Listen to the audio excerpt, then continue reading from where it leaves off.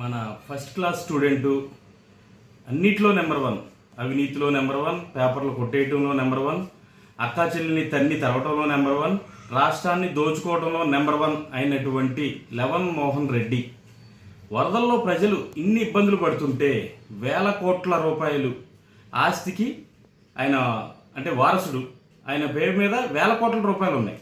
అలాంటి వ్యక్తి రాష్ట్రం మొత్తం అతలాకుతలం అయ్యి వరదలు వచ్చి నానా ఇబ్బందులు పడుతూ ఉంటే చేతనైన సహాయం చెయ్యకపోగా సహాయ చర్యలు చేస్తున్నటువంటి గవర్నమెంట్ మీద బురద చల్లటం, అలాగే ప్రజలను రెచ్చగొట్టడం. అసలు మరీ కామెడీగా ఏంటంటే ఈ ఫస్ట్ క్లాసు సన్నాసి చెప్పినటువంటి ఒక విషయం ఏంటంటే ఇది మ్యాన్ మేడ్ ఫ్లడ్స్ అంట. నీకు అసలు బుర్రందా జగన్ రెడ్డి అని అడుగుతున్నా. మ్యాన్ మేడ్ ఫ్లడ్స్ అంటే చంద్రబాబు పవన్ కళ్యాణ్ ఇద్దరు ఎదురు కూర్చుని ఈ ఫ్లడ్స్ని తయారు చేశారేంటి? నీకు బుర్ర ఏమన్నా ఉందా? ప్రకృతి అది వచ్చింది. ఒక్కొక్కసారి అంచనాలు తలకిందులు అవుతాయి. తక్కువ వస్తుంది అనుకున్నప్పుడు ఎక్కువ రావచ్చు, ఎక్కువ వస్తుంది అనుకున్నప్పుడు తక్కువ రావచ్చు. ఏదేమైనా జరగాల్సిన నష్టం జరిగిపోయింది. దాని నుంచి మనం ప్రజలకి ఎలా సహాయం చేయాలి, ఏం చేయాలని చెప్పి ఆలోచించకుండా మ్యాన్ మేడ్ ఫ్లడ్స్ ఏంటి? బుర్రందా నీకేమన్నా? నిజంగా మ్యాన్ మేడ్ ఫ్లడ్స్ చేయగలిగిన అంటే తెలివితేటలో లేకపోతే అలాంటి టెక్నాలజీ కనుక ఉండుంటే నువ్వు గొడ్లు వాడేవాడు కాదు. గొడ్లు వాడకుండా మీ బాబాయ్ని మ్యాన్ మేడ్ ఫ్లడ్స్ వాడేసి మీ బాబాయ్ బిల్డింగ్ వరకు వరదలు వచ్చేసి మొత్తం కొట్టుకునేలాగా వెళ్ళి చేసేవాడు. ఇంత చిన్న లాజిక్ ఎందుకు మిస్ అయ్యావు?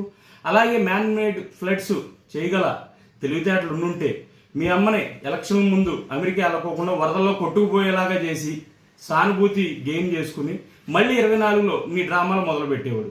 నిజంగా మ్యాన్ మేడ్ ఫ్లడ్స్ ఉండుంటే నీ చెల్లి నీకు వ్యతిరేకంగా వేరే పార్టీలోకి వెళ్ళి ఆ పార్టీలో అంటే రాజకీయంగా రాణిస్తుంటే మీ చెల్లిని అనగదొక్కటానికి మ్యాన్ మేడ్ ఫ్లడ్స్ క్రియేట్ చేసి మీ చెల్లిని కొట్టుకుపోయేలాగా బంగాళాఖాతంలో కలిసిపోయేలాగా చేసేవాడు. అలాంటి 420 గాడివి నువ్వు మ్యాన్ మేడ్ ఫ్లడ్స్ అని చెప్పి ప్రజల దగ్గరకు వచ్చి సానుభూతి కబుర్లు ఇవన్నీ ఎందుకు? వేల కోట్ల రూపాయలకి అధిపతి నువ్వు. నీకు చేతనైతే నువ్వు సహాయ చర్యలు చేసి నీ పార్టీ కార్యకర్తలకు కూడా పిలుపునిచ్చి సహాయ చర్యలు చేయండి, ఆదుకోండి అని చెప్పి చెప్పాలి. నువ్వు 420 నాయకుడు కాబట్టే ఇలాంటి ప్రజల్ని రెచ్చగొట్టే మాటలు మాట్లాడి పనికిమాలిన టాపిక్లు పనికిమాలిన మాటలు మాట్లాడుతున్నావు. నీ పార్టీకి చెందినటువంటి మాజీ మంత్రులు కావచ్చు, ఎమ్మెల్యేలు కావచ్చు, ప్రస్తుతం ఉన్నటువంటి 10 మంది ఎమ్మెల్యేలు కావచ్చు, ఏ ఒక్కరైనా ఒక్క చోట సహాయ చర్యల్లో పాల్గొన్నారా? ఒక్కరికైనా సహాయ చర్యలు అంటే సహాయం చేసావని ఒక ఫోటో అన్న నీ సాక్షిలో ఏమన్నా వచ్చిందా? ఎందుకు ఈ బుడబుక్కల వేషాలు? రాష్ట్రం మొత్తం ఇబ్బందుల్లో ఉంది. చేతనైతే సహాయం చేయి. ఇల్లు అక్కడ ప్రెస్ మీట్ పెట్టి నీ సాక్షి గొట్టం ముందు మాట్లాడావు. ఒక పులిహోర ప్యాకెట్ తెచ్చి ఒక బాధితుడికి అందించావా? అలాంటి దాఖలా కూడా లేదు.